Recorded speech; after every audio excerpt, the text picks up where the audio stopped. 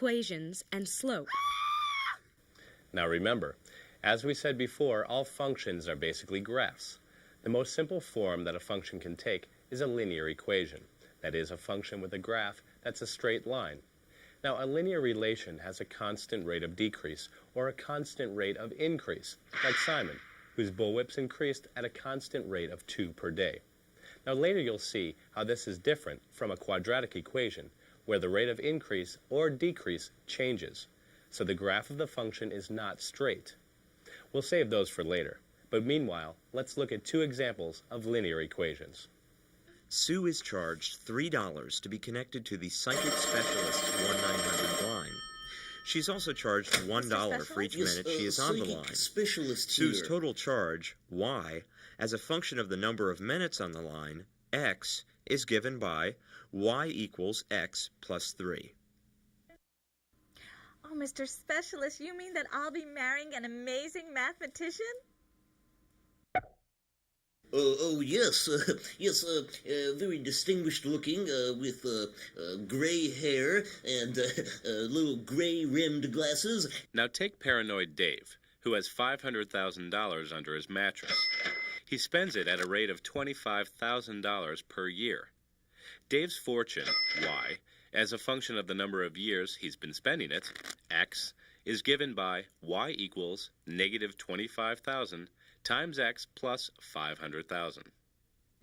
Notice that each of these example functions is a linear equation that can be graphed, and both look a little like our earlier example of Simon.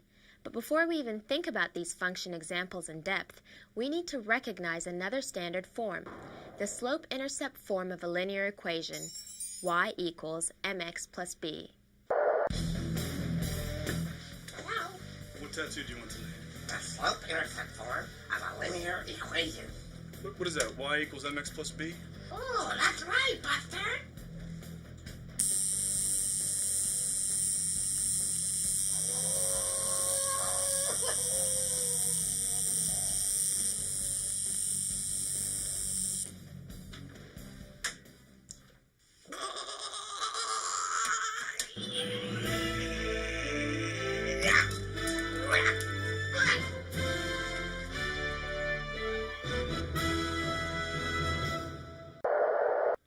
Any linear relation that represents a constant increase or constant decrease, like our examples, can be represented by an equation in the form y equals mx plus b. This very important equation is the key to graphing linear equations, so let's break down this basic form. Know from the beginning that m and b are different kinds of variables than x and y. When you actually use the slope-intercept form, m and b will be known constants. That is, they will each have a fixed value. For example, in Sue's equation y equals x plus 3, the value of m is 1, and the value of b is 3. For Dave's money, m equals negative 25,000, and b equals 500 grand. In general, m is the coefficient of x, and b is the constant term with no x. Y takes the place of f of x in a slope-intercept form equation. Remember, y and f of x are interchangeable, so it doesn't matter too much which one you write. It's just the way you write it. M will be the slope of the line, and b is the y-intercept, or the point on the vertical y-axis that the graph will go through. Good evening, boys and girls, clowns and people who are afraid of clowns. I'm Red Cardinal. M stands for slope, and B stands for y-intercept. Just learn it. Do it for me. Bottom line. The slope of a line is the rate of change between 2 points. The easiest way to think of slope is as a ratio of rise over run.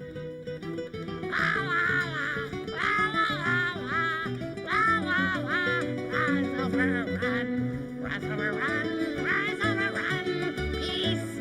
Rise over run, rise over run, rise over run. Run is the horizontal change, or change along the x-axis in a horizontal direction. That is, right or left from one point on the line to another. Change to the left is negative. Change to the right is positive. Rise is vertical change, or change along the y-axis in a vertical direction.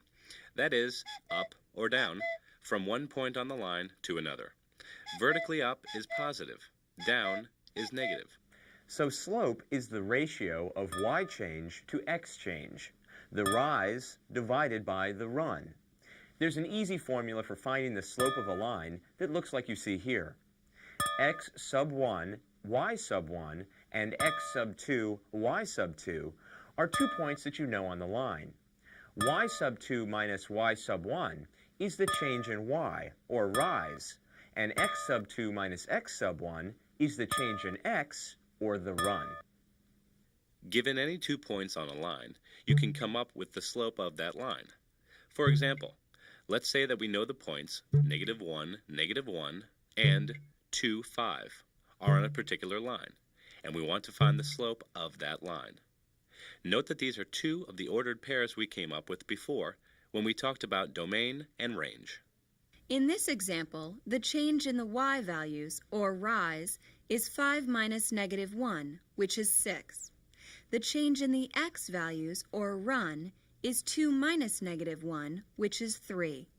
The rise over run is 6 divided by 3, or 2. So our slope is 2. Here's a trick to remember how to find slopes. In our example, to get from point -1 to point 2, 5, you must go up 6 and over 3. That is, up 6 over 3. So the slope is up 6 over 3, or 6 divided by 3, or 2. Hello. As you know, I, Slope Boy, am dedicated to preserving free coffee for all Math Club members, as well as lunch boxes and pets. It's important to make sure that you compare the change in y and the change in x in the correct order. Label the points as point 1 and point 2, and be sure to subtract point 1 from point 2, or vice versa, for both x and y values. If you mix them up, then your result will have a sign error.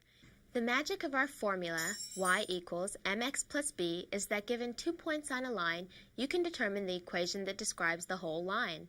First you find the slope, then you find the y-intercept, then you plug your numbers into the standard form. So you know how to get the slope, but you still need the y-intercept. Once you have the slope, though, it's easy to find the y-axis intercept, or b value. Our equation is in the form y equals mx plus b, and we want to determine b, so we must isolate b by subtracting mx from both sides. This leaves us with y minus mx equals b. Since we already know the values for x, y, and m, we just plug them in and calculate the value of b. Going back to our example, we found the slope m to be 2. We know 1 point on the line to be 2, 5. So let x equal 2 and y equal 5.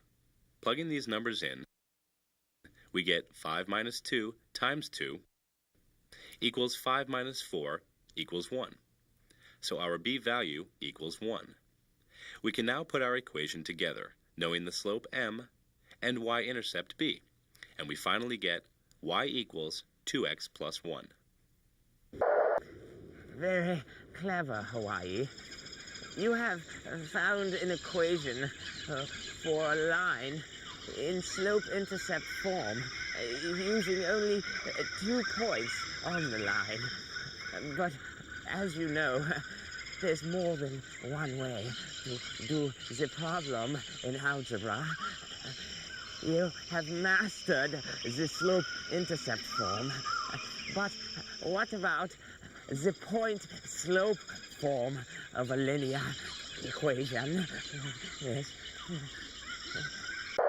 With the point-slope form, you can find the equation of a line with just 2 points as your starting information. The general equation looks like this. Y minus y sub 1 equals m times the quantity x minus x sub 1. Let's find the equation of a line in standard form with only 2 points, 3, 12, and 1, 2. First, find the slope. The slope equals rise, or 12 minus 2, over run, or 3 minus 1. So you get 10 over 2, which is 5. So your slope is 5. Next, Plug 5 into the point-slope formula for m, and then plug in one of the ordered pairs. You get y minus 2 equals 5 times the quantity x minus 1. Now, you use the algebraic properties you know to switch stuff around. First, multiply 5 times the quantity x minus 1 to get 5x minus 5. Then, isolate the y by adding 2 to both sides of the equation. You get y equals 5x minus 3.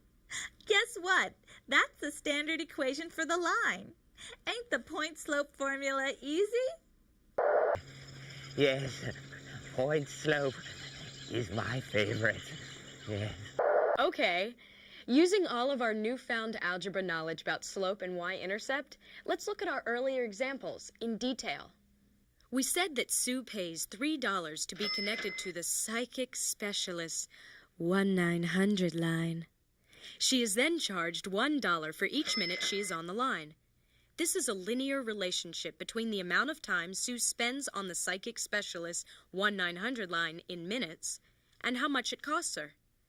Let's graph the line of Sue's equation. On the graph, the x-axis represents time, the number of minutes Sue is on the phone, and the y-axis represents money, how much Sue's racked up on the phone bill. At time x equals 0, Sue has already been charged $3 for a connection fee, so the y-intercept is 3. That is, the graph shows how Sue already owes $3 at 0 minutes. After 1 minute, and for each additional minute, Sue pays $1 additional dollar. That means the rate of change, or slope, is $1 per minute. Sue's equation is y equals 1x plus 3, or simply y equals x plus 3. Plugging in any value of time for x, we can find the amount of money that Sue has been charged up to that time. For example, if she spends 10 minutes talking to her favorite psychic, we plug in 10 for x, time, and the result is y equals 10 plus 3, which equals 13. So, after 10 minutes, Sue has spent $13. If Sue spends 2 hours on the psychic line, then we plug in 120 for x and get y equals 120 plus 3, which equals 123. After 2 hours, Sue has spent $123. Notice that in both Sue's case and in the case of our Whitmeister Simon, the constant change is an increase, so the slope is positive, and the graph rises from left to right. Now let us turn our attentions to Dave, the man with the money in his mattress. Dave has $500,000 under his mattress. He spends it at a rate of $25,000 per year. This is another relation between time and money, with time now measured in years instead of minutes. However, in this case, we're dealing with an initial condition of starting with $500,000 and a constant decrease from this initial condition. At the beginning, Dave has $500,000, so the y-intercept will equal 500,000. After 1 year, Dave has $500,000 minus the amount of money he spent this year, $25,000. That leaves $475,000. After another year, Dave has $475,000 minus the amount of money he spent over that year, $25,000. Dave's function is y equals negative 25,000x plus 500,000. The important concept to see here is that in Dave's case, as opposed to Sue's and Simon's, the constant change is a decrease, so the slope is negative, and the graph falls from left to right. To go from point 0, 500K, to point 1, 475K, you go down 25,000 over 1, or down 25,000 over 1. That's a slope of negative 25,000. This case here is a decrease, so the slope is negative. In each of our examples, y changes from an initial position or state at a constant rate relative to x. In Sue's case, the change as her bill rises is a constant increase, while for Dave's stash, the change is a constant decrease. Therefore, both of these situations can be modeled by a linear equation. Section C. Properties of linear graphs. Just by observing the graph of a linear equation, it is possible to also learn some things about it. It should already be apparent that changing the value of b will change where the graph of the equation crosses the y-axis. If b equals 0, the line will cross the y-axis at the origin, point 0, 0. If b equals 3, the line will cross the y-axis at 3, and so on. If the slope m is equal to 0, the graph of the equation will be a horizontal line, since a slope of 0 indicates a rise of 0, no vertical movement. As m increases from 0, the slope increases, or gets steeper, from left to right. The larger the slope, the steeper the gradient of the line. Look at this graph with the slope of 100. Rise of 100 over a run of 1. It is nearly vertical already. A line with slope 1000 would be steeper still. And as the line becomes closer to vertical, the slope gets larger and larger as it approaches infinity, which is the slope of a vertical line. The slope of a line can also be negative, which indicates that the line drops from left to right. As m decreases from 0, the graph slopes more and more downward from left to right, like this. And of course, if you get a hold of one of those handy graphing calculators, you can explore on your own using different values for m and b and drawing your own conclusions about how the different variable values change the graph. Yes, two more easy things to remember about slopes. First, lines with the same slope are parallel, like these you see on the screen here. All have the same m value or slope, and they are all parallel to each other.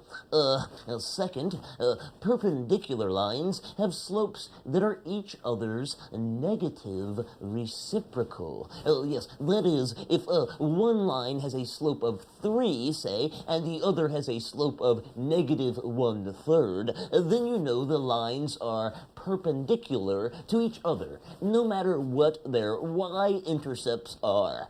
Yes, and if you are given a line with a slope of negative 12/5, and someone asks you, what is the slope of a line perpendicular to your line, like they would ask you that, then you know that the slope is 5/12. Yes, I am going to eat my mouse now. Yes. Section D, roots. The last crucial concept we encounter within linear equations is the root of a function. We've been talking about the y-intercept, the place where the graph of a function crosses the y-axis. Well, the x-intercept, or any point where the graph of a function crosses the x-axis, is considered a root of the function. I knew I was getting hot on the trail of the x. Any point on the graph where I hit the x-axis, I found a root. Every linear function has a root, except horizontal lines with 0 slope, which run parallel to the x-axis. Remember that the x-axis itself is a horizontal line, and is the graph of the equation y equals 0. You can identify the root on a graph simply by looking at where the line crosses the x-axis, which is the point where y equals 0. Mathematically, this position can be found by setting y equal to 0 and solving the equation for x. Given a specific function, say f of x equals 2x plus 3, here is how to find the root, or x-intercept. We know that at the point we seek, y, or f of x, has a value of 0. So substituting 0 for f of x gives us 0 equals 2x plus 3. Now isolate x using properties of algebra. Subtract 3 from both sides to get negative 3 equals 2x. Then divide both sides by 2 to get x equals negative 3/2. The root, or x-intercept of the function f of x equals 2x plus 3, is negative 3/2. Boom! Just like that. These same steps can be performed with any other equation in the form y equals mx plus b, but there's a twist. You can also find the x-intercept with the formula x equals negative b over m. Notice that in our example, m equals 2, b equals 3, and the root, or x-intercept, came out to negative 3/2, which happens to be negative b over m. This is a general rule. The x-intercept, or root of the linear equation, can always be found by dividing the negative of the y-intercept, negative b, by the slope m. You may find the root by using this rule, or by following the steps we used earlier. But take care. Many professors will want to see your steps and will want you to work through the algebra above as opposed to just plugging in the slope and y-intercept into the rule. This is especially important if the rule was not presented or emphasized in your class. Some professors want to see your work. You must find out what your professor wants. Some of them want you to suffer for your algebraic art. Yes. There are actually some practical applications for roots. Since the root is the value for x where y equals 0, it can be useful to determine how long it will be in time before, say, Dave has run out of money, or until y money equals 0. We just gave you the formula for finding the x-axis intercept, or the point on the graph where y equals 0, remember? It was x equals negative b over m. In this case, b equals 500,000 and m equals negative 25,000. So plug in the numbers. X equals negative 500,000 divided by negative 25,000 equals 20. After 20 years, Dave will have run out of money. We will look for roots again and again in algebra, so you can always remember this key definition. A root of a function is any point where the function's graph crosses the x-axis. It's also where y equals 0. A linear equation will always have only one root, because a straight line can only cross the x-axis one time. But roots will multiply as we explore more complicated, higher-order polynomials. Hey, you want a handy way to know how many roots are in a polynomial equation? Just look at the degree of the equation. A first-degree equation, that is, one with x to the first power, has one root. Second-degree equations can have up to 2 roots. Third-degree equations can have up to 3 roots. And it works every time. The number of roots in a polynomial equation can be as high as the degree. Yes, so the highest degree of the polynomial equals the number of roots for that equation. Quiz 4.